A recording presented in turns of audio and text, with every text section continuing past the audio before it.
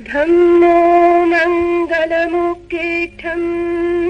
अहिंसा संयमो तमो देवा वीतं नमन्सन्ति यस्य धम्मे सयामणो।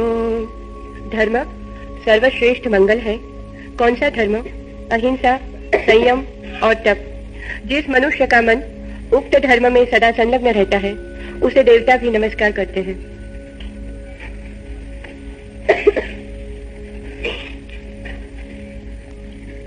महावीर ने तप को दो रूपों में विभाजित किया है। इसलिए नहीं कि तप दो रूपों में विभाजित हो सकता है, बल्कि इसलिए कि हम उसे बिना विभाजित किए नहीं समझ सकते। हम जहां खड़े हैं हमारी समस्त यात्रा वहीं से प्रारंभ होगी, और हम अपने बाहर खड़े हैं। हम वहां खड़े हैं जहां हमें नहीं होना चाहिए। हम वहां नहीं खड़े हैं जहां हमें होना चाहिए। हम अपने को ही छोड़कर, अपने से ही च्युत होकर, अपने से ही दूर खड़े हैं। हम दूसरों से अजनबी हैं ऐसा नहीं, हम अपने से अजनबी हैं, स्ट्रेंजर्स टू आवरसेल्व्स। दूसरों का तो शायद हमें थोड़ा बहुत पता भी हो, अपना उतना भी पता नहीं है। तब तो विभाजित नहीं हो सकता। लेकिन हम विभाजित मनुष्य हैं, हम अपने से ही विभाजित हो गए हैं, इसलिए हमारी समझ के बाहर होगा अविभाज्य तप। महावीर उसे दो हिस्सों में बांटते हैं हमारे कारण। इस बात को ठीक से पहले समझ लें, हमारे कारण ही दो हिस्सों में बांटते हैं, अन्यथा महावीर जैसी चेतना को बाहर और भीतर का कोई अंतर नहीं रह जाता। जहां तक अंतर है वहां तक तो महावीर जैसी चेतना का जन्म नहीं होता। जहां भेद है, जहां फासले हैं, जहां खंड है, वहां तक तो महावीर की अखंड चेतना जन्मती नहीं है। महावीर तो वहां है जहां सब अखंड हो जाता है, जहां बाहर भीतर का ही एक छोर हो जाता है, और जहां भीतर भी बाहर का ही एक छोर हो जाता है, जहां भीतर और बाहर एक ही लहर के दो अंग हो जाते हैं, जहां भीतर और बाहर दो वस्तुएं नहीं, किसी एक ही वस्तु के दो पहलू हो जाते। इसलिए ये विभाजन हमारे लिए है। महावीर ने वाह तप और अंतर तप दो हिस्से किए हैं। उचित होता, ठीक होता कि अंतर तप को महावीर पहले रखते हैं, क्योंकि अंतर ही पहले है। वो जो आंतरिक है वही प्राथमिक है। लेकिन महावीर ने अंतर तप को पहले नहीं रखा है, पहले रखा है वाह तप को, क्योंकि महावीर दो ढंग से बोल सकते हैं, और इस पृथ्वी पर दो ढंग से बोलने वाले लोग हुए हैं। एक वे लोग जो वहां से बोलते हैं जहां वे खड़े हैं, एक वे लोग जो वहां से बोलते हैं जहां सुनने वाला खड़ा है। महावीर की करुणा उन्हें कहती है वे वहीं से बोलें जहां सुनने वाला खड़ा है। महावीर के लिए आंतरिक प्रथम है, लेकिन सुनने वाले के लिए आंतरिक द्वितीय है, वाह प्रथम है। तो महावीर जब वाह तप को पहला रखते हैं तो केवल इस कारण कि हम बाहर हैं। लेकिन इससे सुविधा तो होती है समझने में, लेकिन आचरण करने में असुविधा भी हो जाती। सभी सुविधाओं के साथ जुड़ी हुई असुविधाएं हैं। महावीर ने चूंकि वाह तप को पहले रखा, इसलिए महावीर के अनुयायियों ने वाह तप को प्राथमिक समझा। वहां भूल हुई है, और तब वाह तप को करने में ही लगे रहने की लंबी धारा चली। और आज करीब करीब स्थिति ऐसी आ गई है कि वाह तप ही पूरा नहीं हो पाता तो आंतरिक तप तक जाने का सवाल नहीं उठता है। वाह तप ही जीवन को डुबा लेता है, और वाह तप कभी पूरा नहीं होगा जब तक कि आंतरिक तप पूरा न हो। इसे भी ध्यान में ले लें। अंतर और वाह एक ही चीज है। इसलिए कोई सोचता हो कि वाह तप पहले पूरा हो जाए तब मैं अंतर तप पे प्रवेश करूंगा, तो वाह तप कभी पूरा नहीं होगा, क्योंकि वाह तप स्वयं आधा हिस्सा है, वो पूरा नहीं हो सकता। जैन साधना जहां भटक गई वो ये जगह है। वाह तप पहले पूरा हो जाए तो फिर आंतरिक तप में उतरेंगे। वाह तप कभी पूरा नहीं हो सकता, क्योंकि वाह जो है वो अधूरा ही है। वो तो पूरा तभी होगा जब आंतरिक तप भी पूरा हो। इसका यह अर्थ हुआ कि अगर ये दोनों तप साथ साथ चलें तो ही पूरे हो पाते, अन्यथा पूरे नहीं हो पाते। लेकिन विभाजन ने हमें ऐसा समझा दिया कि पहले हम बाहर को तो पूरा कर लें, पहले हम बाहर को तो साध लें, फिर हम भीतर की यात्रा करेंगे। अभी जब बाहर का ही नहीं सध रहा है तो भीतर की यात्रा कैसे हो सकती है? ध्यान रहे, तप एक ही है, बाहर और भीतर सिर्फ काम चलाओ विभाजन। अगर कोई अपने पैरों को स्वस्थ करना चाहे और सोचे कि पहले पैर स्वस्थ हो जाएं फिर सिर स्वस्थ कर लेंगे, तो वो गलती में है। शरीर एक है और शरीर का स्वास्थ्य पूरा होता है। अभी तक वैज्ञानिक सोचते थे कि शरीर के अंग बीमार पड़ते हैं, लोकल होती है बीमारी, हाथ बीमार होता है, पैर बीमार होता है, लेकिन अब धारणा बदलती चली जा रही। अब वैज्ञानिक कहते हैं कि जब एक अंग बीमार होता है तो वो इसलिए बीमार होता है कि पूरा बीमार हो गया होता है।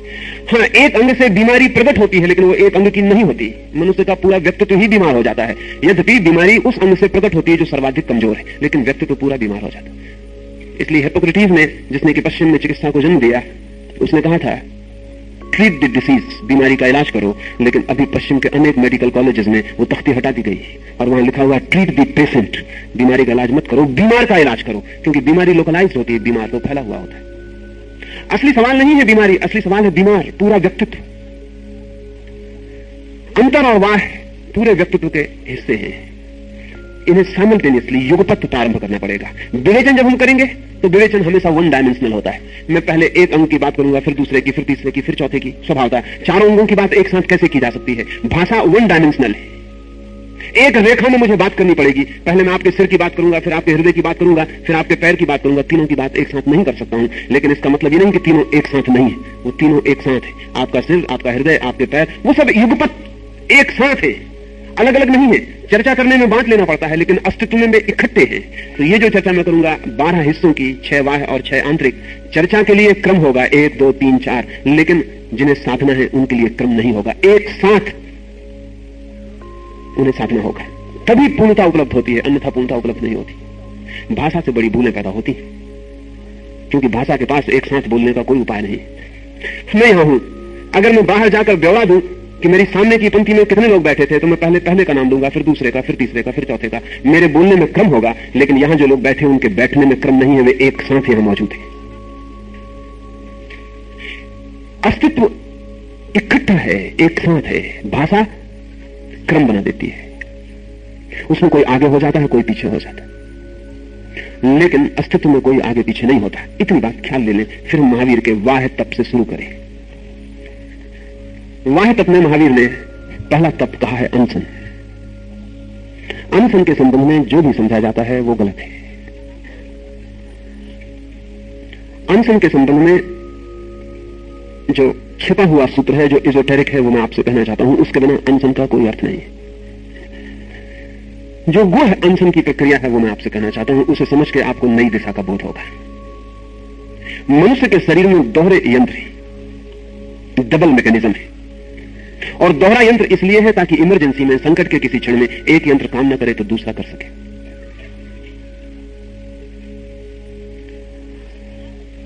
एक यंत्र तो जिससे हम परिचित हैं, हमारा शरीर। आप भोजन करते हैं, शरीर भोजन को पचाता है, खून बनाता है, हड्डियां बनाता है, मांस मज्जा बनाता है, ये साधारण यंत्र है। लेकिन कभी कोई आदमी जंगल में भटक जाए या सागर में नाव डूब जाए और कई दिनों तक किनारा न मिले तो भोजन नहीं मिलेगा। तब शरीर के पास एक इमरजेंसी अरेंजमेंट है, एक संकटकालीन व्यवस्था है। तब शरीर को भोजन तो नहीं मिलेगा, लेकिन भोजन की जरूरत तो जारी रहेगी, क्योंकि श्वास भी लेना हो, हाथ भी हिलाना हो, जीना भी हो तो भोजन की जरूरत है, ईंधन की जरूरत है। आपका ईंधन न मिले तो आपके शरीर के पास एक ऐसी व्यवस्था चाहिए जो संकट की घड़ी में आपके शरीर के भीतर जो इकट्ठा ईंधन है उसको ही उपयोग में लाने लगे। तो शरीर के पास एक दूसरा इनर मैकेनिज्म है। अगर आप 7 दिन भूखे रहे तो शरीर अपने को ही पचाना शुरू कर देता है। भोजन आपको नहीं ले जाना पड़ता, आपके भीतर की चर्बी ही भोजन बननी शुरू हो जाती। इसलिए उपवास में आपका 1 पाउंड वजन रोज गिरता चला जाएगा। वो 1 पाउंड आपकी ही चर्बी आप पचा गए। कोई 90 दिन तक साधारण स्वस्थ आदमी मरेगा नहीं, क्योंकि इतना रिजर्वायर, इतना संग्रहित तत्व शरीर के पास है कि कम से कम 3 महीने तक वो अपने को बिना भोजन के जिला सकता है। ये 2 हिस्से हैं शरीर के। एक शरीर की व्यवस्था सामान्य है, दैनंदिन है। असमय के लिए, संकट की घड़ी के लिए एक और व्यवस्था है। जब शरीर बाहर से भोजन न पा सके तो अपने भीतर संग्रहित भोजन को पचाना शुरू कर दे। अनशन की प्रक्रिया का राज यह है कि जब शरीर की एक व्यवस्था से दूसरी व्यवस्था पर संक्रमण होता है, आप बदलते हैं, तब बीच में कुछ क्षणों के लिए आप वहां पहुंच जाते हैं जहां शरीर नहीं होता। वही उसका सीक्रेट है। जब भी आप एक चीज से दूसरे पर बदलाहट करते हैं, एक सीढ़ी से दूसरी सीढ़ी पर जाते हैं, तो एक क्षण ऐसा होता है जब आप किसी भी सीढ़ी पर नहीं होते। जब आप एक स्थिति से दूसरी स्थिति में छलांग लगाते हैं तो बीच में गैप, अंतराल हो जाता है जब आप किसी भी स्थिति में नहीं होते, फिर भी होते हैं। शरीर की एक व्यवस्था है सामान्य भोजन की। अगर यह व्यवस्था बंद कर दी जाए तो अचानक आपको दूसरी व्यवस्था पर रूपांतरित होना पड़ता है, और इस बीच कुछ क्षण है जब आप आत्म स्थिति में होते हैं। उन्हीं क्षणों को पकड़ना अनशन का उपयोग है। इसलिए जो आदमी अनशन का अभ्यास करेगा वो अनशन का फायदा ना उठा पाएगा। ख्याल रखें, जो अनशन का अभ्यास करेगा वो अनशन का फायदा ना उठा पाएगा। अनशन सडन प्रयोग है, आकस्मिक, अचानक। जितना अचानक होगा, जितना आकस्मिक होगा, उतना ही अंतराल का बोध होगा। अगर आप अभ्यासी हैं तो आप इतने कुशल हो जाएंगे एक स्थिति से दूसरी स्थिति में जाने में कि बीच का अंतराल आपको पता ही नहीं चलेगा। इसलिए अभ्यासियों को अनशन से कोई लाभ नहीं होता। और अभ्यास करने की जो प्रक्रिया है वो यही है कि आपको बीच का अंतराल पता ना चले। एक आदमी धीरे धीरे अभ्यास करता रहे तो वो इतना कुशल हो जाता है कि कब उसने स्थिति बदल ली उसे पता नहीं चलता। हम रोज स्थिति बदलते हैं लेकिन अभ्यास के कारण पता नहीं चलता। रात आप सोते हैं, जागने के लिए शरीर दूसरे मैकेनिज्म का उपयोग करता है, सोने के लिए दूसरे। दोनों के मैकेनिज्म अलग हैं, दोनों का यंत्र अलग है। आप उसी यंत्र से नहीं जागते जिससे आप सोते हैं। इसीलिए तो अगर आपका जागने का यंत्र बहुत ज्यादा सक्रिय हो तो आप सो नहीं पाते। उसका और कोई कारण नहीं है, आप दूसरी व्यवस्था में प्रवेश नहीं कर पाते, पहली ही व्यवस्था में अटके रह जाते। अगर आप दुकान धंधे और काम की बात सोचे चले जा रहे हैं तो आपके जागने का यंत्र काम करता चला जाता है। जब तक वो काम करता है तब तक चेतना उससे नहीं हट सकती।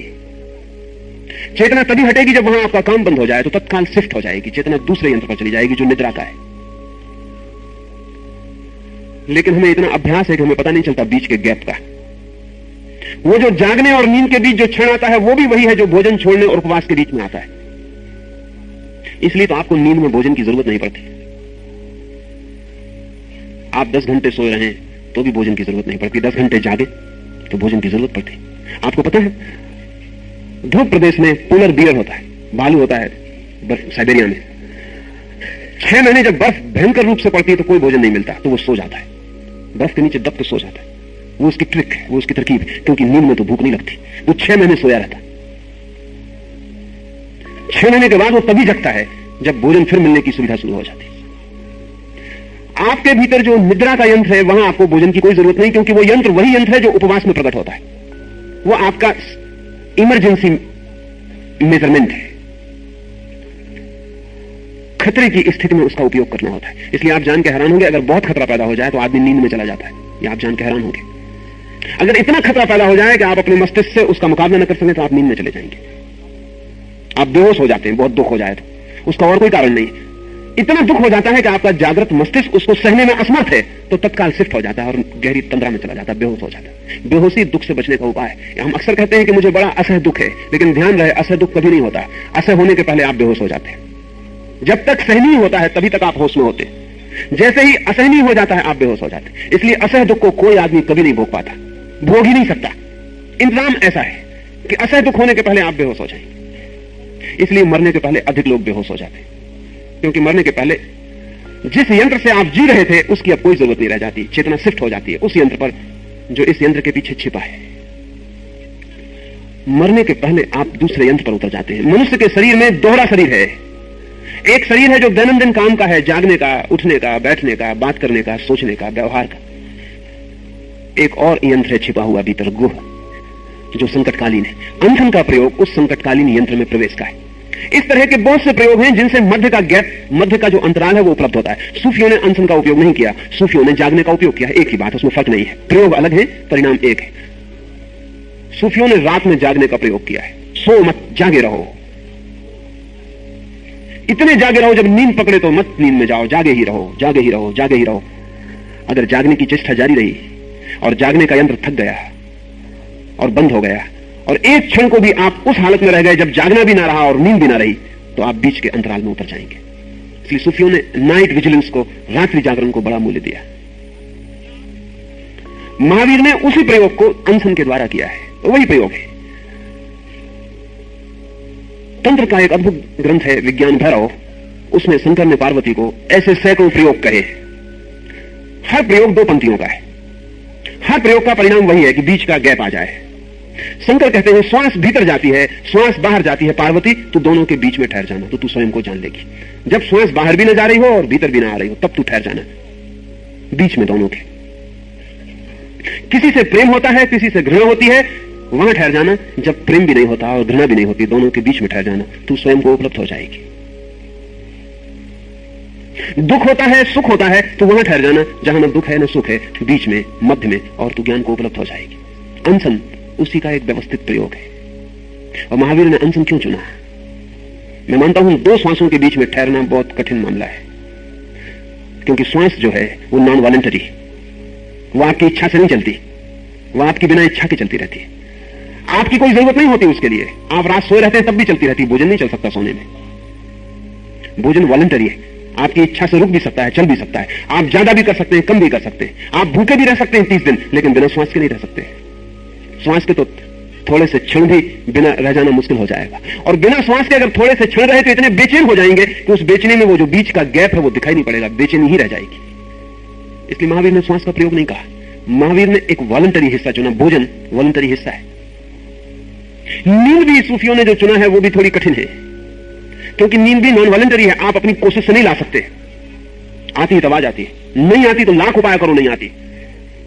नींद भी आपके बस में नहीं है, नींद भी आपके बाहर है। बहुत कठिन है नींद पर बस करना। महावीर ने बहुत सरल सा प्रयोग चुना जिसे बहुत लोग कर सकें। भोजन एक तो सुविधा यह है कि 90 दिन तक ना भी करें तो कोई खतरा नहीं है। अगर 90 दिन तक बिना सोए रह जाएं तो पागल हो जाएंगे। 90 दिन तो बहुत दूर है, 9 दिन भी अगर बिना सोए रह जाएं तो पागल हो जाएंगे। सब ब्लर्ड हो जाए, पता नहीं चलेगा कि जो देख रहे हैं वो सपना है या सच। अगर 9 दिन आप न सोएं तो इस हाल में जो लोग बैठे हैं वो सच में बैठे हैं कि आप कोई सपना देख रहे हैं, आप फर्क न कर पाएंगे। ब्लर्ड हो जाएगा, नींद और जागरण ऐसा कंफ्यूज हो जाएगा कि कुछ पक्का न रहेगा कि क्या हो रहा है। आप जो सुन रहे हैं वो वस्तुतः बोला जा रहा है या सिर्फ आप सुन रहे हैं, यह तय करना मुश्किल हो जाएगा। और खतरनाक भी है, क्योंकि विक्षिप्त होने का पूरा डर है। आज माओ के अनुयायी चीन में जो सबसे बड़ी पीड़ा दे रहे हैं अपने से विरोधियों को, वो उनको न सोने देने की। भूखा मार के आप ज्यादा परेशान नहीं कर सकते, क्योंकि 7-8 दिन के बाद भूख बंद हो जाती है, शरीर दूसरे यंत्र पे चला जाता है। 7-8 दिन के बाद भूख नहीं लगती, भूख समाप्त हो जाती है, क्योंकि शरीर नए ढंग से भोजन पाना शुरू कर देता है, भीतर से भोजन पाना शुरू कर देता है। लेकिन नींद बहुत मुश्किल मामला है। 7 दिन भी आदमी को बिना सोए रख दिया जाए वो विक्षिप्त हो जाता है और वल्नरेबल हो जाता है। 7 दिन अगर किसी को न सोने दिया जाए तो उसकी बुद्धि इतनी ज्यादा डमाडोल हो जाती है कि उससे फिर आप कुछ भी कहें वो मानना शुरू कर देता है। इसलिए 7 या 9 दिन चीन में विरोधी को बिना सोया रखेंगे और फिर कम्युनिज्म का प्रचार उसके सामने किया जाएगा, कम्युनिज्म की किताब पढ़ी जाएगी, माओ का संदेश सुनाया जाएगा। और अब वो इस हालत में नहीं होता कि रेसिस्ट कर सके कि तुम जो कह रहे हो वो गलत, तर्क टूट जाता है। नींद के विकृत होने के साथ ही तर्क टूट जाता है। अब उसको मानना ही पड़ेगा जो आप कह रहे हैं ठीक कह रहे हैं। नींद का प्रयोग महावीर ने नहीं किया, अनशन का प्रयोग किया। मनुष्य के हाथ में जो सर्वाधिक सुविधापूर्ण सरलतम प्रयोग है 2 यंत्रों के बीच में ठहर जाने का, वो भोजन है। लेकिन आप अगर अभ्यास कर लें तो अर्थ नहीं रह जाएगा। ये प्रयोग आकस्मिक है, अचानक आपने भोजन नहीं लिया है, और जब आपने भोजन नहीं लिया है तब ध्यान रखें न तो भोजन का न उपवास का, ध्यान रखें उस मध्य के बिंदु का कि वो कब आता है। आंख बंद कर लें और अब भीतर ध्यान रखें कि शरीर का यंत्र कब स्थिति बदलता है। 3 दिन में, 4 दिन में, 5 दिन में, 7 दिन में कभी स्थिति बदली जाएगी। और जब स्थिति बदलता है तब आप बिल्कुल दूसरे लोक में प्रवेश करते हैं। आपको पहली दफे पता चलता है कि आप शरीर नहीं है, न तो वो शरीर जो अब तक काम कर रहा था और न ये शरीर जो अब काम कर रहा है। दोनों के बीच में एक क्षण का बोध भी कि मैं शरीर नहीं हूं, मनुष्य के जीवन में अमृत का द्वार खोल देता है। लेकिन महावीर के पीछे जो परंपरा चल रही है वो अनशन का अभ्यास कर रही है। अभ्यासी है, वर्ष वर्ष अभ्यास कर रहे हैं, जीवन भर अभ्यास कर रहे हैं। वे इतने अभ्यासी हो गए हैं, जितने अभ्यासी उतने अंधे हैं। अब उनको कुछ दिखाई नहीं पड़ेगा। जैसे आप अपने घर जिस रास्ते पर रोज रोज आते हैं उस रास्ते पर आप अंधे होकर चलने लगते हैं, फिर आपको उस रास्ते पर कुछ दिखाई नहीं पड़ता। लेकिन जब कोई आदमी पहली दफा उस रास्ते पर आता है उसे सब दिखाई पड़ता है। अगर आप कश्मीर जाएंगे तो डल झील पर आपको जितना दिखाई पड़ता है वो जो माझी आपको घुमा रहा है उसको दिखाई नहीं पड़ता, वो अंधा हो जाता है। अभ्यास अंधा कर देता है। इसे थोड़ा समझ ले। वो इतनी बार देख चुका है कि देखने की कोई जरूरत नहीं रह जाती, वो बिना देखे चलाता रहता है। इसलिए जिनके साथ हम रहते हैं उनके चेहरे हमें दिखाई नहीं पड़ते, जिनके साथ हम रहते हैं उनके चेहरे हमें दिखाई नहीं पड़ते। अगर ट्रेन में आपको कोई अजनबी मिल गया है तो उसका चेहरा आपको अभी भी याद हो सकता है, लेकिन अपनी मां का या अपने पिता का चेहरा आप आंख बंद करके याद करेंगे तो ब्लर्ड हो जाएगा, याद नहीं आएगा। न याद करें तो आपको लगेगा कि मुझे मालूम है कि मेरे पिता का चेहरा कैसा है। आंख बंद करें और याद करें तो आप पाएंगे खो गया, नहीं मिलता। कैसा है पिता का चेहरा फिर भी दूर है। आप अपना चेहरा तो रोज आईने में देखते हैं, आंख बंद करें और याद करें, खो जाएगा, नहीं मिलेगा। आप अंधे की तरह आईने के सामने देख लेते हैं। अभ्यास पक्का है, अभ्यास अंधा कर देता है और जो सूक्ष्म चीजें हैं वो दिखाई नहीं पड़ती। और ये बहुत सूक्ष्म बिंदु है। भोजन और अनशन के बीच का जो संक्रमण है, ट्रांसमिशन है, वो बहुत सूक्ष्म और बारीक है, बहुत डेलिकेट है, बहुत नाजुक है। जरा से अभ्यास से आप उसको चूक जाएंगे, वो आपको ख्याल में नहीं आएगा। इसलिए अनशन का भूल के अभ्यास ना करें। कभी अचानक उसका उपयोग बड़ा कीमती है, बहुत अद्भुत है। जैसे अचानक आप यहां सोए थे इस कमरे में और आपकी नींद खुले और आप पाएं कि आप डल झील पर हैं, तो आपकी मौजूदगी जितनी सघन होगी इतनी आप यहां से यात्रा करके डल झील पर जाएं तो नहीं होगी। आप अचानक आंख खोलें और पाएं तो आप घबरा जाएंगे, चौंक जाएंगे कि मैं कहां सोया था और कहां हूं, ये क्या हो गया। आप इतने कॉन्शियस होंगे, इतने सचेतन होंगे जिसका कोई हिसाब नहीं है। गुरुजीएफ के पास जो लोग जाते थे साधना के लिए, और यह आदमी इस 50 वर्षों में बहुत कीमती आदमी था, तो गुरुजीएफ यही काम करता था लेकिन बिल्कुल उल्टे ढंग से। और कोई जैन न सोच सकेगा कि गुरुजीएफ और महावीर के बीच कोई भी नाता हो सकता। आप और गुरुजीएफ के पास जाते तो पहले तो वो आपको बहुत ज्यादा खाना खिलाना शुरू करता, इतना कि आपको लगे मर जाऊंगा, इतना खाना खिलाना शुरू करता कि आपको लगे मैं मर जाऊंगा। वो जिद करता था। कई लोग तो इसलिए भाग जाते थे कि उतना खाना खाने के लिए राजी नहीं हो सकते थे। रात 2 बजे तक वो खाना खिलाता। वो इतना आग्रह करता। और गुरुजीएफ जैसा आदमी अगर आपसे आग्रह करे या महावीर आपके सामने थाली में रखते चले जाएं कुछ, तो आपको इनकार करना भी मुश्किल होगा। और गुरुजीएफ था कि कहता कि और खिलाते चला जाता। वो इतना ओवर फ्लो हो जाए भोजन, वो 10-5 दिन आपको इतना खिलाता कि आप खिलाने के खाने की व्यवस्था से इस बुरी तरह अरुचिकर हो जाता। ध्यान रहे, अनशन भोजन में रुचि पैदा कर सकता है, अत्यधिक भोजन अरुचि पैदा कर देता है। वो इतना खिलाता कि आप घबरा जाते, भागने को हो जाते, कहते कि मर जाएंगे, क्या कर रहे हैं आप।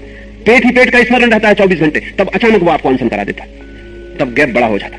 बहुत ज्यादा खाने से एकदम न खाने पे धक्का दे देता, तो जो बीच की जगह है वो थोड़ी बड़ी हो जाती, क्योंकि एकदम बहुत खाना एक अति, फिर एकदम दूसरी अति पर धक्का दे देता। 10 दिन इतना खिलाया कि आप रो रहे थे, हाथ पर जोड़ रहे थे कि अब और न खिलाएं। 11वें दिन सुबह उसने कहा कि खाना बंद। वो गैप को बड़ा किया उसने। उस खाना बंद में आपको अभी तक भोजन का स्मरण था, अब भोजन एकदम बंद। गुरुजीएफ गर्म पानी में नहलाता इतना कि आपको जलने लगे और फिर ठंडे फवारे के नीचे खड़ा कर देता और कहता be aware of the gap. वो जो गर्म पानी में शरीर तप्त हो गया, पसीना पसीना हो गया, फिर एकदम ठंडे पानी में डाल दिया बर्फीले। अक्सर वो ऐसा करता कि आग की अंगीठियां जला के बिठा देता, बाहर बर्फ पड़ रही, पसीना पसीना हो जाते, आप चिल्लाने लगते कि मैं मर जाऊंगा, जल जाऊंगा, मुझे बाहर निकालो, मगर वो न मानता। अचानक वो दरवाजा खोलता, कहता भागो, सामने की झील में बर्फीले में कूद जाओ। और वो कहता कि be aware of the gap, गर्म से एकदम ठंडे में जो अति है, उसके बीच में जो संक्रमण का क्षण है उसका ध्यान रखना। और न मालूम कितने लोगों को वो गैप दिखाई पड़ेगा। महावीर के अनशन में भी वही प्रयोग है। मध्य का बिंदु ख्याल में आ जाए जब हम एक शरीर से दूसरे शरीर पर बदलते हैं, बदलाहट करते हैं। जैसे एक नाव से कोई दूसरी नाव पर बदलाहट कर रहा हो, एक क्षण को दोनों नाव छूट जाती है। एक क्षण को वो बीच में होता है, छलांग लगाई, अभी पहली नाव से हट गया और दूसरी नाव में नहीं पहुंचा, अभी झील के ऊपर है। ठीक वैसी ही छलांग भीतर अनशन में लगती है। और उस छलांग के क्षण में अगर आप होश से भर जाएं, जागृत होकर देख लें, तो आपको पहली बार एक क्षण भर के लिए एक जरा सा अनुभव, एक दृष्टि, एक द्वार खुलता हुआ मालूम पड़ेगा। वही अनशन का उपयोग है। लेकिन जैन साधु है, वो अनशन का अभ्यास कर लेता, उसे वो कभी नहीं मिलेगा। वो अभ्यास की बात नहीं, वो आकस्मिक प्रयोग है। अभ्यास तो उसी बात को मार डालेगा जिस बात के लिए प्रयोग है। इसलिए भूल के अनशन का अभ्यास मत कर। आकस्मिक, अचानक छलांग लगा लेना एक अति से दूसरी अति पर, ताकि बीच का हिस्सा ख्याल में आ जाए। अगर आपको विश्राम में जाना हो तो किताबें हैं जो आपको समझाती हैं कि बस लेट जाएं एंड जस्ट रिलैक्स और विश्राम करें। आप कहेंगे कैसे? अगर मालूम ही होता जस्ट रिलैक्स इतना आसान होता तो हम पहले ही कर गए होते। आप कहते हैं कि बस लेट जाओ और रिलैक्स कर जाओ, विश्राम में चले जाओ। कैसे चले जाएं? लेकिन ज़ैन फकीर ऐसी सलाह नहीं देते। जापान में जो आदमी नहीं सो पाता, विश्राम नहीं कर पाता, वो उसको कहते हैं पहले be tense as much as you can. हाथ पैरों को खींचो, जितने मस्तिष्क को खींच सकते हो खींचो, हाथ पैरों को जितना तनाव दे सकते हो दो, बिल्कुल पागल की तरह अपने शरीर के साथ व्यवहार करो। जितने तुम तन सकते हो तनो, रिलैक्स भर मत होना, तनो, बी टेंस। वो कहते हैं मस्तिष्क को जितना सिकोड़ सकते हो, माथे की रेखाएं जितनी पैदा कर सकते हो करो। सारे अंगों को ऐसे सिकोड़ लो कि जैसे कि बस आखिरी क्षण आ गया, सारी शक्ति को सिकोड़ के खींच डालो। और जब एक शिखर आता है तनाव का, तब जैन फकीर कहता है नाउ रिलैक्स, अब छोड़ दो। आप एक अति से ठीक दूसरी अति में गिर जाते हैं। और जब आप एक अति से दूसरी अति में गिरते हैं तो बीच में वो क्षण आता है मध्य का, जहां स्वयं का पहला स्वाद मिलता है। इसके बहुत प्रयोग हैं, लेकिन सब प्रयोग एक अति से दूसरी अति में जाने के। कहीं से भी एक अति से दूसरी अति में प्रवेश कर जाओ। अगर अभ्यास हो गया तो मध्य का बिंदु छोटा हो जाता है, इतना छोटा हो जाता है कि पता भी नहीं चलता, उसका फिर कोई बोध नहीं होता। अनशन की कुछ और 2-3 बातें ख्याल में ले लेनी चाहिए कि महावीर का जोर अनशन पर बहुत ज्यादा था। कारण क्या होंगे? एक तो मैंने ये कहा, ये तो उसका इजोटेरिक, उसका आंतरिक हिस्सा है, उसका गुहतम हिस्सा है, उसका राज, उसका सीक्रेट तो इसमें है। लेकिन और क्या बातें थी महावीर जानते हैं, और जो भी प्रयोग किए इस दिशा में वे भी जानते हैं कि शरीर से, इस शरीर से आपका जो संबंध है वो भोजन के द्वारा है। इस शरीर और आपके बीच जो सेतु है वो भोजन है। अगर यह जानना हो कि मैं ये शरीर नहीं हूं, तो उस क्षण में जानना आसान होगा जब आपके शरीर में भोजन बिल्कुल नहीं है। जोड़ने वाला लिंक जब बिल्कुल नहीं है, तभी जानना आसान होगा कि मैं शरीर नहीं हूं। जोड़ने वाली चीज जितनी ज्यादा शरीर में मौजूद है, उतना ही जानना मुश्किल होगा। भोजन ही जोड़ता है, इसलिए भोजन के अभाव में 90 दिन के बाद टूट जाएगा संबंध। आत्मा अलग हो जाएगी, शरीर अलग हो जाएगा, क्योंकि बीच का जो जोड़ने वाला हिस्सा था वो अलग हो गया, वो बीच से गिर गया। तो महावीर कहते हैं जब तक शरीर में भोजन पड़ा है तब तक जोड़ है। उस स्थिति में अपने को ले आओ जब शरीर में बिल्कुल भोजन नहीं है, तो तुम आसानी से जान सकोगे कि तुम शरीर से अलग, पृथक हो। आइडेंटिफिकेशन टूट सकेगा, तादाद में टूट सकेगा। ये सच है। इसलिए जितना ही ज्यादा शरीर में भोजन होता है, उतना ही शरीर के साथ तादाद में होता है। जितना ज्यादा शरीर में भोजन होता है, उतना शरीर के साथ तादाद में होता है। इसलिए भोजन के बाद नींद तत्काल आनी शुरू हो जाती है। शरीर के साथ तादाद में बढ़ जाता है तो मूर्छा बढ़ जाती है। शरीर के साथ तादाद में टूट जाता है तो होश बढ़ता है। इसलिए उपवास से आदमी को नींद आना बड़ा मुश्किल होता है। बिना खाए रात नींद नहीं आती, नींद मुश्किल हो जाती। इससे तीसरी बात ख्याल में ले लें, महावीर का सारा प्रयोग जागरण का है, अमूर्छा का है, होश का, अवेयरनेस का है। तो महावीर कहते हैं भोजन चूंकि मूर्छा को बढ़ाता है, तंद्रा पैदा करता है, भोजन के बाद नींद अनिवार्य हो जाती है। इसलिए भोजन न लिया गया हो, भोजन न किया गया हो, तो इससे उल्टा होगा, होश बढ़ेगा, अवेयरनेस बढ़ेगी, जागरण बढ़ेगा। ये तो हम सबका अनुभव है। एक अनुभव तो हम सबका है कि भोजन के बाद नींद बढ़ती है। और रात अगर खाली पेट सो के देखें तो पता चल जाएगा कि नींद मुश्किल हो जाती, बार बार टूट जाती। पेट भरा हो तो नींद बढ़ती है, क्यों? तो उसका वैज्ञानिक कारण है। शरीर के अस्तित्व के लिए भोजन सर्वाधिक महत्वपूर्ण चीज है, सर्वाधिक, आपकी बुद्धि से भी ज्यादा। एक दफा बिना बुद्धि के चल जाएगा। सुना है मैंने कि मुल्ला नसरुद्दीन को चोरों ने एक दफा घेर लिया और उन्होंने कहा जेब खाली करते नहीं, खोपड़ी में पिस्तौल मार देंगे। मुल्ला ने कहा कि बिना खोपड़ी के चल जाएगा, लेकिन बिना खाली जेब के कैसे चलेगा?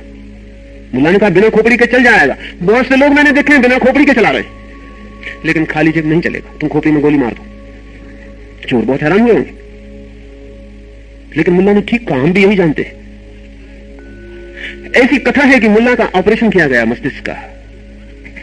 एक डॉक्टर ने नई चिकित्सा विधि विकसित की थी जिसमें वो पूरे मस्तिष्क को निकाल लेता है, उसे ठीक करता और वापस मस्तिष्क में डालता। जब वो मस्तिष्क को निकाल के दूसरे कमरे में ठीक करने गया और जब ठीक करके लौटा तो देखा कि मुल्ला जा चुका था। 6 साल बाद मुल्ला लौटा। वो डॉक्टर परेशान हो गया था। उसने कहा कि तुम इतने दिन रहे कहां और तुम भाग कैसे गए और इतने दिन तुम बचे कैसे? वो खोपड़ी तो तुम्हारी मेरे पास रखी। मुल्ला ने कहा नमस्कार। उसके बिना बड़े मजे से दिन कटे और मुझे इलेक्शन में चुन लिया गया तो मैं दिल्ली था, राजधानी से लौट रहा हूं और अब जरूरत नहीं है। अब क्षमा करें, सिर्फ यही कहने आया हूं कि अब आप परेशान ना, आप संभालें। प्रकृति भी आपकी बुद्धि की फिक्र में नहीं है, आपके पेट की फिक्र में। इसलिए जैसे ही पेट में भोजन पड़ता है, आपके शरीर की सारी ऊर्जा पेट के भोजन को पचाने के लिए दौड़ जाती है। आपके मस्तिष्क की ऊर्जा जो आपको जागृत रखती है वो पेट की तरफ उतर जाती है, पेट को पचाने में लग जाती है। इसलिए आपको तंद्रा मालूम होती है। ये वैज्ञानिक कारण है। इसलिए आपको तंद्रा मालूम होती है क्योंकि आपके मस्तिष्क की ऊर्जा जो मस्तिष्क में काम आती वो अब पेट में भोजन पचाने में काम आती है। इसलिए जो लोग भी इस पृथ्वी पर मस्तिष्क से अधिक काम लेते हैं उनका भोजन रोज रोज कम होता चला जाता है। जो लोग मस्तिष्क से काम नहीं लेते उनका भोजन बढ़ता चला जाता है, क्योंकि वही जीवन रह जाता, और कोई जीवन नहीं रह जाता। महावीर ने यह अनुभव किया कि जब भोजन बिल्कुल नहीं होता शरीर में तो प्रज्ञा अपनी पूरी शुद्ध अवस्था में होती है, क्योंकि तब सारे शरीर की ऊर्जा मस्तिष्क को मिल जाती है, क्योंकि पेट में कोई जरूरत नहीं रह जाती पचाने की। महावीर को और आगे समझने का हमें ख्याल में आ जाएगा कि महावीर कहते थे भोजन बिल्कुल बंद हो, शरीर की सारी क्रियाएं बंद हो, शरीर बिल्कुल मूर्ति की तरह ठहरा हुआ रह जाए, हाथ भी हिले ना, उंगली भी व्यर्थ ना हिले, सब मिनिमम पर आ जाए, सब न्यूनतम पर आ जाए क्रिया, तो शरीर की पूरी ऊर्जा जो अलग अलग बटी है वो मस्तिष्क को उपलब्ध हो जाती है और मस्तिष्क पहली दफा जागने में समर्थ होता है, नहीं तो जागने में समर्थ नहीं होता। अगर महावीर ने भोजन में भी पसंदगियां की कि शाकाहार हो, मांसाहार न हो, तो वो सिर्फ अहिंसा ही कारण नहीं था। अहिंसा एक कारण था, उससे भी ज्यादा महत्वपूर्ण कारण दूसरा था, और वो ये था कि मांसाहार पचने में ज्यादा शक्ति मांगता है और बुद्धि की मूर्छा बढ़ती है।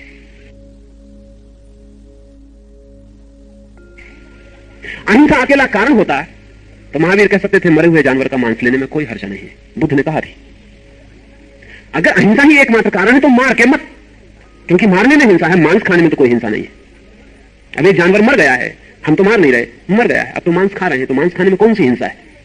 मरे हुए के मांस खाने में कोई भी हिंसा नहीं है। इसलिए बुद्ध ने आज्ञा दे दी कि मरे हुए जानवर का मांस खाया जा सकता है। हिंसा तो मारने में थी, लेकिन महावीर ने मरे हुए जानवर का मांस खाने की भी आज्ञा नहीं दी, क्योंकि महावीर का प्रयोजन मात्र अहिंसा नहीं है। महावीर का उससे भी गहरा प्रयोजन यह है कि मांस पचने में ज्यादा शक्ति मांगता है, शरीर को ज्यादा भारी कर जाता है, पेट को ज्यादा महत्वपूर्ण कर जाता है, और मस्तिष्क की ऊर्जा क्षीण होती है और तंद्रा गहरी होती है।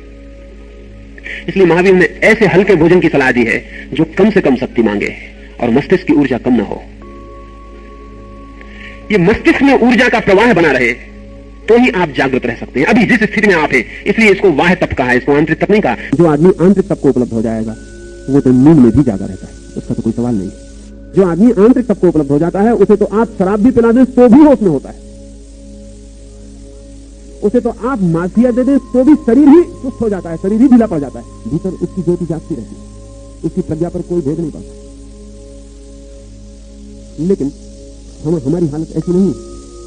हमें तो जरा सा भोजन का एक टुकड़ा भी हमारी कॉन्शियसनेस को बदलता है, हमारी चेतना को बदलता है। जरा सा एक टुकड़ा हमारी चेतना को डमाडोल कर देता है, हम भीतर और हो जाते हैं।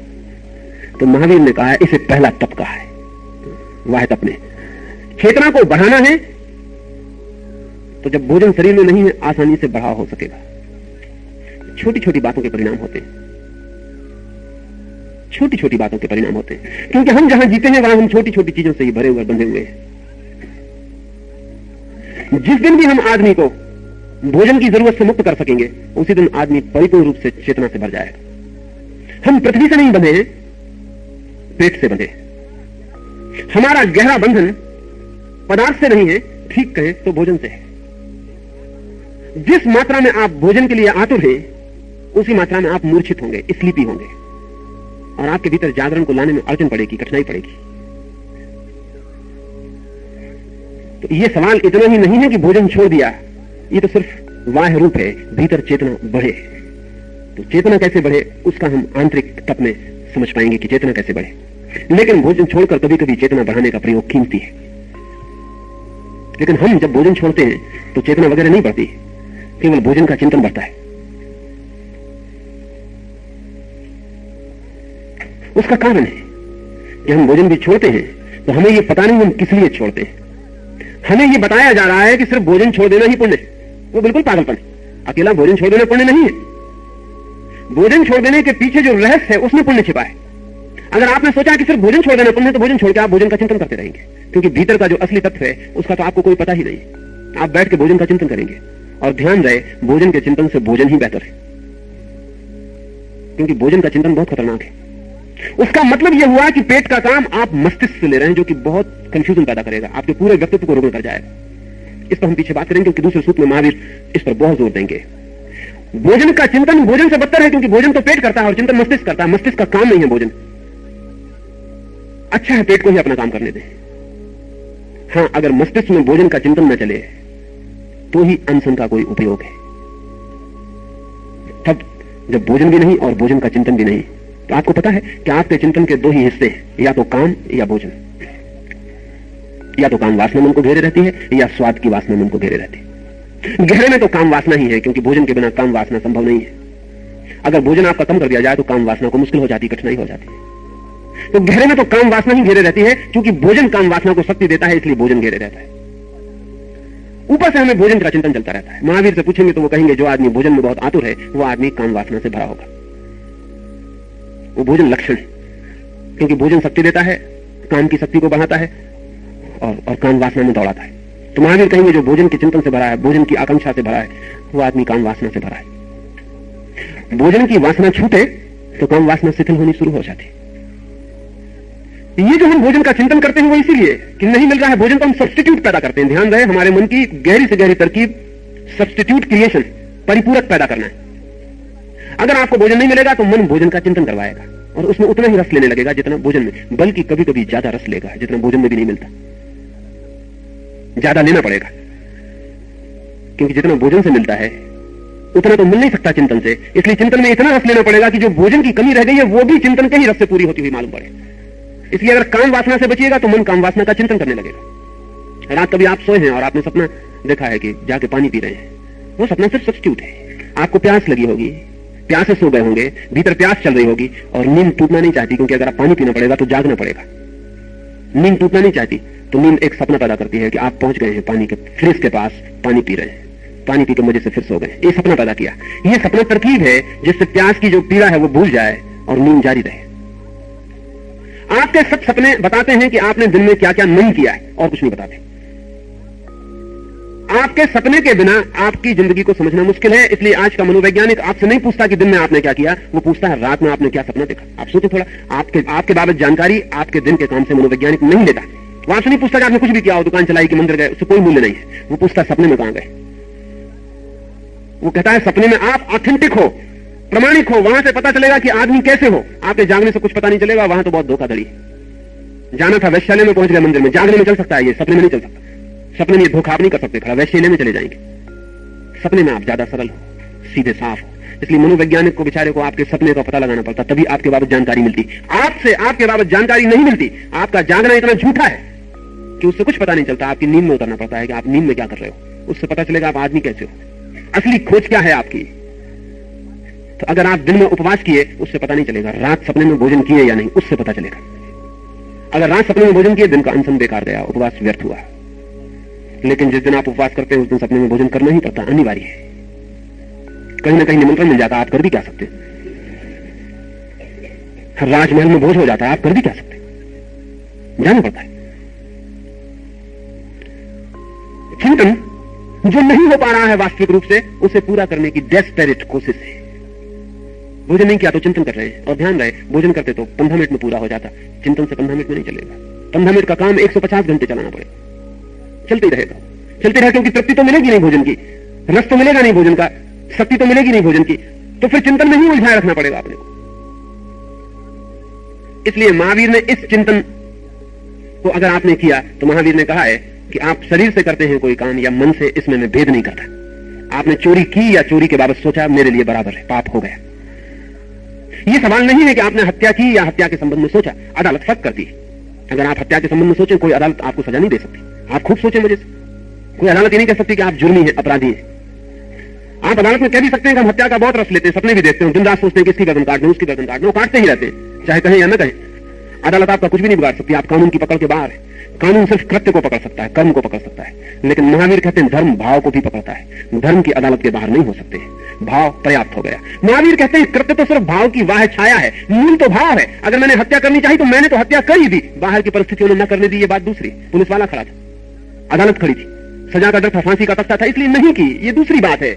बाहर की परिस्थितियों ने नहीं करने दी, ये दूसरी बात है। मेरे तरफ से मैंने कर दी। अगर परिस्थिति सुगम होती, सुविधापूर्ण होती, पुलिस वाला ना होता, या पुलिस वाला रिश्तेदार होता, अदालत अपनी होती, मजिस्ट्रेट अपना होता, कानून अपना चलता होता, तो मैंने कर दी होती, फिर कोई मुझे रोकने वाला न था। न करने का कारण बाहर से आ रहा है, करने का कारण भीतर से आ रहा है। भीतर की ही तौल है, अंततः आप तौले जाएंगे, आपकी परिस्थितियां नहीं तौली जाएंगी। ये नहीं पूछा जाएगा कि जब आप हत्या करना चाह रहे थे तो आपके पास बंदूक नहीं थी, इसलिए नहीं कर पाए। भाव पर्याप्त है, हत्या हो गई। अगर आपने भोजन का चिंतन किया, उपवास नष्ट हो गया, तब तो बड़ी कठिनाई है। इसका मतलब यह हुआ कि आप तब तक उपवास न कर पाएंगे जब तक आपका चिंतन पर नियंत्रण न हो, नहीं कर पाएंगे। इसलिए मैंने कहा कि चर्चा के लिए हमने नंबर 1 पर रखा है, लेकिन इसको आप अकेला नहीं कर पाएंगे जब तक चिंतन पर नियंत्रण न हो, जब तक चिंतन आपके पीछे न चलता हो, जब तक जो आप चलाना चाहते हो चिंतन में वही ना चलता हो। अभी तो हालत यह है कि चिंतन जो चलाना चाहता है वही आपको चलना पड़ता है, जहां ले जाता है मन वहीं आपको जाना पड़ता है। नौकर मालिक हो गए। सुना है मैंने कि अमेरिका का एक बहुत बड़ा करोड़पति रॉथस्चाइल्ड सुबह सुबह जो भी भिखमंगे उसके पास आता था उन्हें कुछ न कुछ देता था। एक भिखमंगा नियमित रूप से 20 वर्षों से आता था, रोज उसे $1 देता था, और उसके बूढ़े बाप के लिए $1 देता था। बाप कभी आता था कभी नहीं आता था, बहुत बूढ़ा था इसलिए बेटा ही ले जाता। धीरे धीरे वो भिखारी इतना आश्वस्त हो गया कि अगर 2-4 दिन ना आ पाता तो 4 दिन के बाद अपना पूरा बिल पेश कर देता कि 5 दिन हो गए, मैं आ नहीं पाया 4 दिन। वो $4 वसूल करता जो उसको मिलने चाहिए थे। फिर उसका बाप मर गया। रॉथस्चाइल्ड को पता चला कि उसका बाप मर गया, लेकिन उसने फिर भी अपने बाप का भी $1 लेना जारी रखा। महीने भर तक रथचाइल ने कुछ ने कहा कि अभी इसका बाप मरा है और सदमा देना ठीक नहीं, देते रहो। महीने भर बाद उसने कहा कि अब तो हद हो गई है, तुम्हारा बाप मर गया, उसका दौलत क्यों लेते हो? उसने कहा कि क्या समझते हो, बाप की दौलत का मैं हकदार हूं कि तुम? Who is the heir? मेरा बाप मरा कि तुम्हारा बाप मरा? बाप मेरा मरा है तो उसकी संपत्ति का मालिक मैं हूं। रथचाइल ने अपनी जीवन कथा में लिखवाया है कि भिखारी भी मालिक हो जाते अभ्यास से। चकित हो गया रथचाइल, उसने कहा ले जा भाई, तू $2 ले और अपने बेटे को वसीयत लिख जाना, जब तक हम हैं देते रहेंगे, तेरे बेटे को भी देना पड़ेगा क्योंकि वसीयत। चिंतन सिर्फ आपका नौकर है लेकिन मालिक हो गया है। सभी इंद्रियां आपकी नौकर हैं लेकिन मालिक हो गई हैं। अभ्यास लंबा है। आपने कभी अपनी इंद्रियों को कोई आज्ञा नहीं दी, आपकी इंद्रियों ने आपको आज्ञा दी है। तप का एक अर्थ आपको कहता हूं, तप का अर्थ है अपनी इंद्रियों की मालकियत, उनको आज्ञा देने की सामर्थ्य।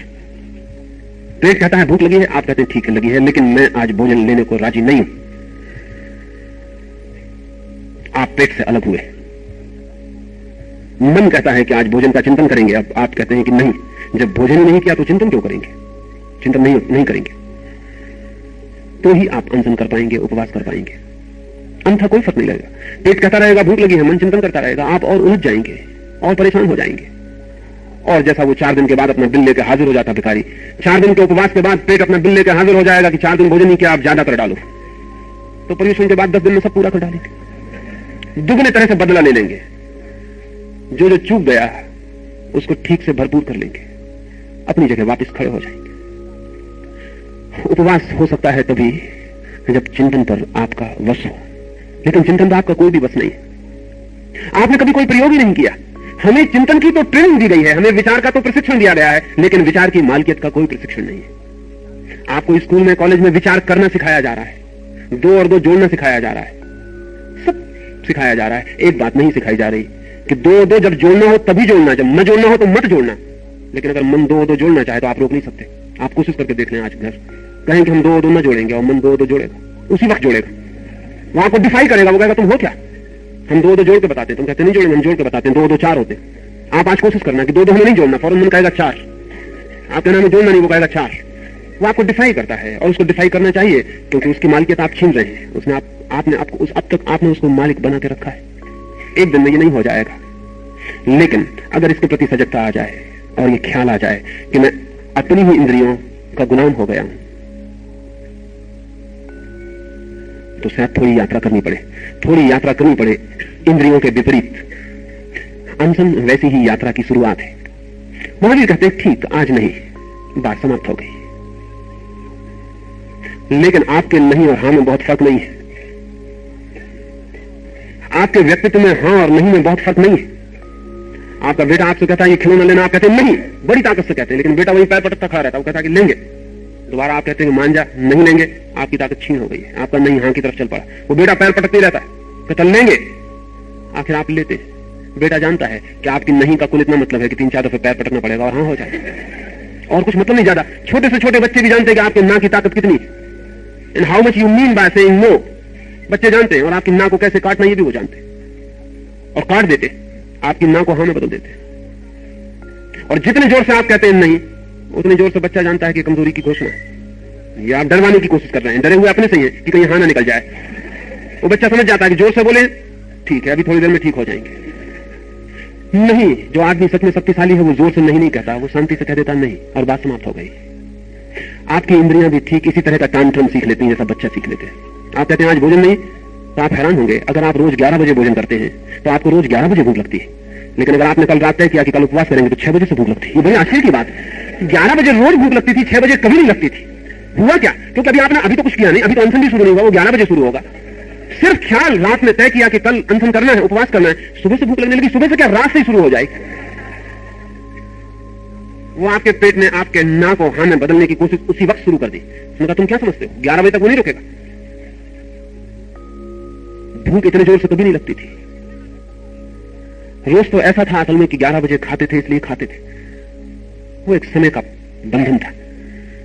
लेकिन आज भूख बड़े जोर से लगेगी, और अभी 11 नहीं बजे, इसलिए वस्तुतः तो कहीं कोई फर्क नहीं पड़ा है। रोज भी 11 बजे तक भूखे रहते थे, कोई फर्क नहीं पड़ा है कहीं भी, लेकिन चित्त में फर्क पड़ गया और इंद्री अपनी मालकियत कायम करने की कोशिश करेगी।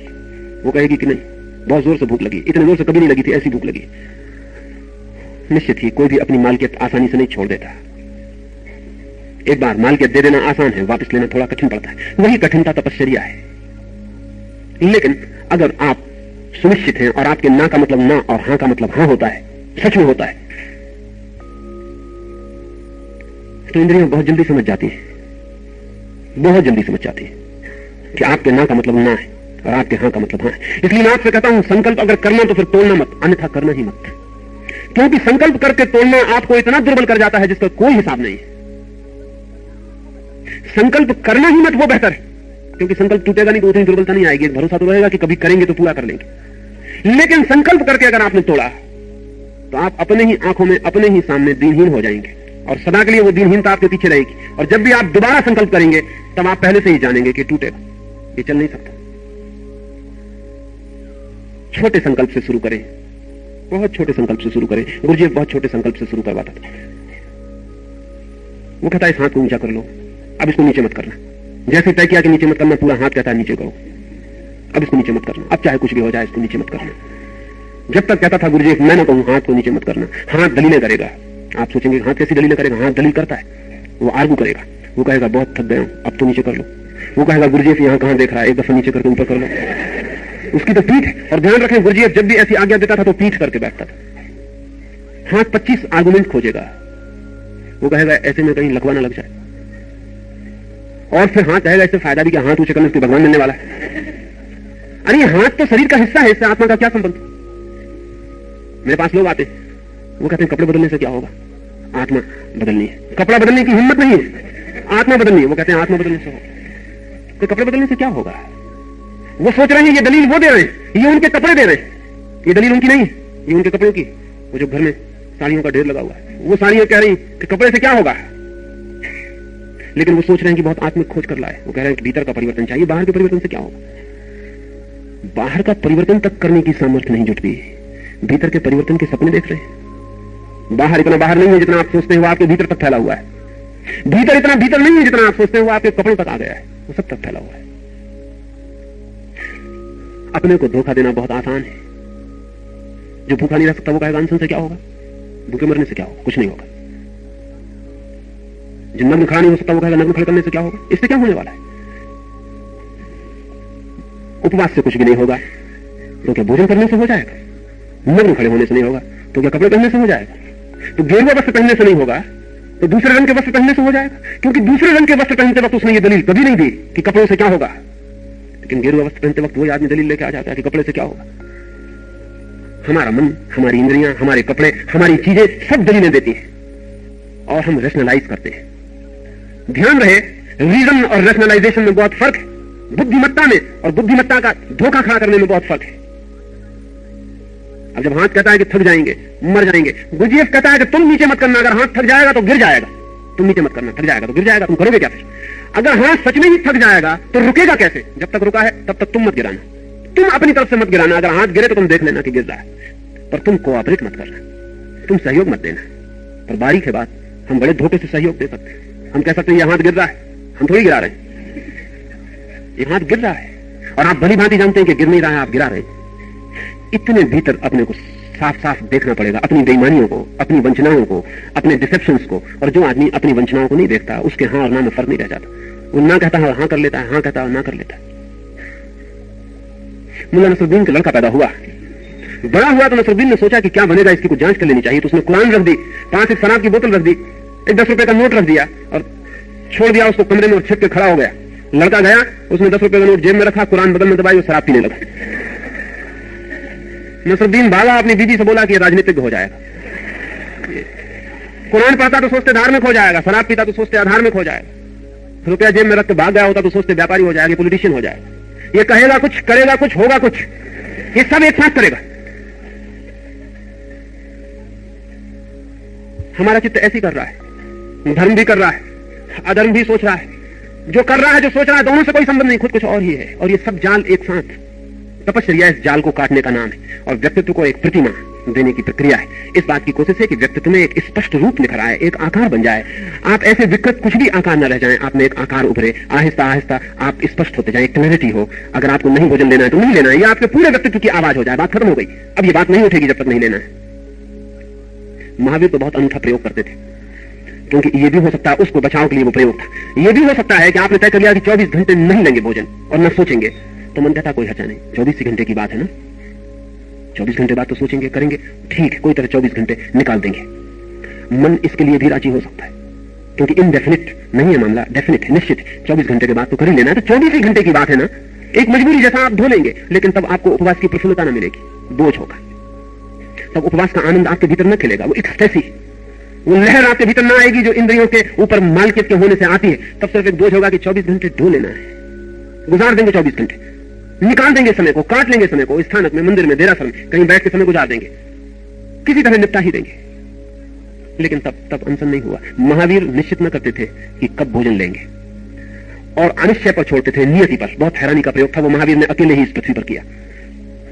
वो कहते थे कि भोजन में तब लूंगा जब ऐसी ऐसी घटना घटेगी। अब घटना अपने हाथ में नहीं, रास्ते पे निकलूंगा, अगर किसी बैलगाड़ी के सामने कोई आदमी खड़ा होकर रो रहा होगा, अगर बैल काले रंग के होंगे, अगर उस आदमी की एक आंख फूटी होगी और एक आंख से आंसू टपक रहा होगा, तो मैं भोजन ले लूंगा, और वो भी अगर वही कोई भोजन देने के लिए निमंत्रण दे देगा, नहीं तो आगे बढ़ जाऊंगा। अनेक दिन महावीर गांव में जाते, वो जो तय करके जाते थे, जो तय उन्होंने कर लिया था पहले दिन भोजन के छोड़ने के, वो पूरा नहीं होता, वो वापस लौट आते, लेकिन वो बड़े आनंदित वापस लौटते, क्योंकि वो कहते कि जब नियति की ही इच्छा नहीं है तो हम क्यों इच्छा करें। जब कॉस्मिक, जब जागतिक शक्ति कहती है कि नहीं आज भोजन, बात खत्म हो गई, अब तुम जानो, तुम्हारा काम जाने, नियति जाने, वो वापस लौट आते। गांव भर रोता, गांव भर परेशान होता, क्योंकि गांव में अनेक लोग खड़े होते भोजन लेने का, और अनेक इंतजाम करके खड़े होते, अभी भी खड़े होते हैं। लेकिन अब जैन दिगंबर मुनि वैसा प्रयोग करता है अभी भी, लेकिन वो सब जाहिर है कि वो क्या क्या नियम लेता है। 5-7 नियम जाहिर है, वही कि वो लेता है, 5-7 घरों में वो नियम पूरे कर देते। किसी घर के सामने केले लटके होंगे, अब वो मालूम है, वो केले लटका लेते हैं सब लोग अपने घर के सामने। कोई स्त्री सफेद साड़ी पहन के भोजन की निमंत्रण करेगी, वो मालूम। अब 5-7 नियम फिक्स्ड हो गए, 5-7 नियम, 5-7 घरों में लोग खड़े हो जाते हैं करके। अब जैन मुनि कभी बिना भोजन ये नहीं लौटता, निश्चित ही महावीर से ज्यादा होशियार है, कभी नहीं लौटता खाली। हाँ, तब तो उसको मिलता ही है, इसलिए पक्का मामला है कि उसको और उसको बनाने वाले, भोजन बनाने वालों में कोई न कोई साठ गांठ है। भोजन बनाने वालों को पता है, उसको पता है, वो वही नियम लेता है, वही भोजन बनाने वाले पूरा कर देते हैं, भोजन लेके वो लौट जाता है। आदमी अपने को कितने धोखे दे सकता है। महावीर की प्रक्रिया बहुत और थी, वो ये थी कि वो किसी को कहेंगे नहीं, वो उनके भीतर है बात। अब वो क्या है, कभी कभी 3-3 महीने महावीर को खाली बिना भोजन लिए गांव से लौट जाना पड़ा, बात खत्म हो गई। पर इनडेफिनिट है, और जब मन के लिए कोई सीमा नहीं होती तो मन को तोड़ना बहुत आसान हो जाता है। जब मन के लिए सीमा होती है तो खींचना बहुत आसान होता है। 1 ही घंटे की तो बात है, तो निकाल देंगे, 24 घंटे की बात है, गुजार देंगे। लेकिन इनडेफिनिट, महावीर का जो अनशन था उसकी कोई सीमा न थी, वो कब पूरा होगा कि नहीं होगा, कि ये जीवन का अंतिम होगा भोजन, इसके बाद नहीं होगा, इसका भी कुछ पक्का पता नहीं। वो कल की बात है, कल गांव में वो जाएंगे, हो गया, नहीं हुआ, वापस लौट आएंगे, बात खत्म हो गई। इसलिए महावीर ने उपवास और अनशन पर जैसे गहरे प्रयोग किए, इस पृथ्वी पर किसी ने कभी नहीं किए। मगर आश्चर्य की बात है कि इतने कठिन प्रयोग करके भी महावीर को फिर भी भोजन तो कभी कभी मिल ही जाता था। 12 वर्ष में 365 बार भोजन मिला, कभी 15 दिन बाद, कभी 2 महीने बाद, कभी 3 महीने बाद, कभी 4 महीने बाद, तो भोजन मिला। तो महावीर कहते थे जो मिलने वाला है वो मिल ही जाता है, और महावीर कहते थे त्याग तो उसी का किया जा सकता है जो नहीं मिलने वाला है, उसका तो त्याग भी कैसे हो सकता है जो मिलने वाला ही। और तब महावीर कहते थे जो नियति से मिला है उसका कर्म बंधन मेरे ऊपर नहीं है, बात मेरा नहीं है कोई संबंध उससे, क्योंकि मैंने किसी से मांगा नहीं, मैंने किसी से कहा नहीं, छोड़ दिया अनंत के ऊपर कि होगी। जगत को कोई जरूरत मुझे चलाने की तो और चला लेगा, और नहीं होगी जरूरत तो बात खत्म हो गई, मेरी अपनी कोई जरूरत नहीं। ध्यान रहे, महावीर की सारी प्रक्रिया जीवेशना छोड़ने की प्रक्रिया। महावीर कहते हैं मैं जीवित रहने के लिए कोई ऐसा नहीं करता, अगर इस अस्तित्व को ही, अगर इस होने को ही जरूरत हो मेरी कोई, तो इंतजाम तुम चुका लेना, वो मेरा इंतजाम नहीं है। और तुम्हें कोई जरूरत न रह जाए तो मेरी तरफ से जरूरत पहले ही छोड़ चुका। लेकिन आश्चर्य तो यही है कि फिर भी महावीर जिए 40 वर्ष, स्वस्थ जिए, आनंद से जिए। इस भूख ने उन्हें मार न डाला, इस नियत पर छोड़ देने से वे दीनहीन न हो गए, ये जीवेशना को हटा देने से मौत न आ गई। जरूर बहुत से राज पता चलते हैं। हमारी ये चेष्टा कि मैं ही मुझे जिला रहा हूं विक्षिप्तता है,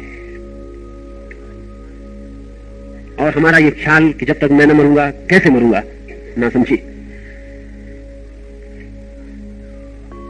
बहुत कुछ हमारे हाथ के बाहर है, उसे भी हम समझते हैं हमारे हाथ के भीतर है। जो हमारे हाथ के बाहर है उसे हाथ के भीतर समझने से ही अहंकार का जन्म होता है।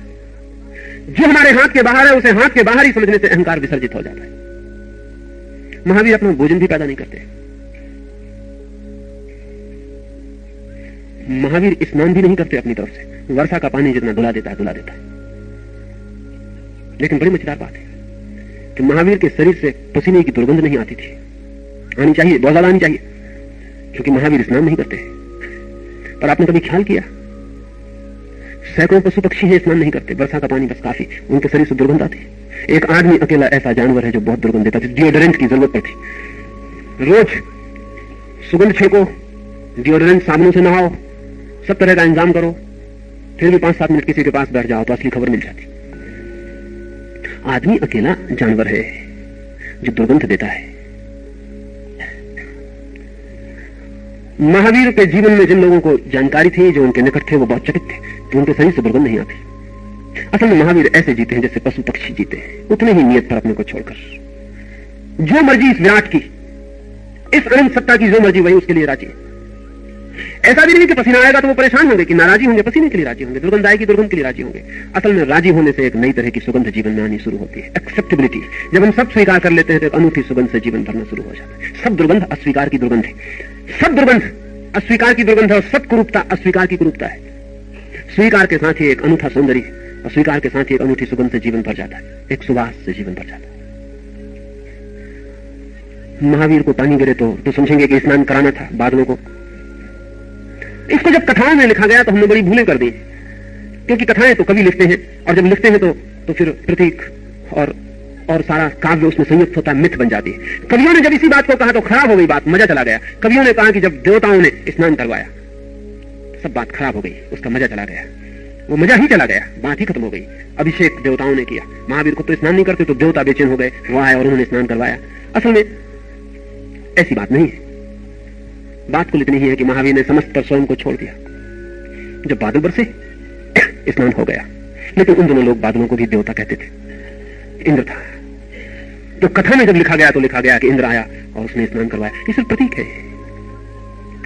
बात कुल इतनी है कि महावीर ने छोड़ दिया नियति पर, प्रकृति पर, सब जो करना होकर मैं राजी हूं। ये राजी होना अहिंसा है, और इस राजी होने के लिए उन्होंने अनशन को प्राथमिक सूत्र कहा है। क्यों? क्योंकि आप राजी कैसे होंगे जब तक आपकी सब इंद्रियां आपसे राजी नहीं है, तो आप प्रकृति से राजी कैसे होंगे? इसे थोड़ा देख लें, ये डबल हिस्सा है। आपकी इंद्रियां ही आपसे राजी नहीं है। पेट कहता है भोजन दो, शरीर कहता है कपड़े दो, पीठ कहती है विश्राम चाहिए। आपकी एक एक इंद्रिय आपसे बगावत किए हुए, वो कहती है ये दो, नहीं तुम्हारा जिंदगी बेकार, अकारथ, तुम बेकार जी रहे हो, मर जाओ, इससे तो बेहतर है। अगर एक अच्छा बिस्तर नहीं जुटा पा रहे, मर जाओ।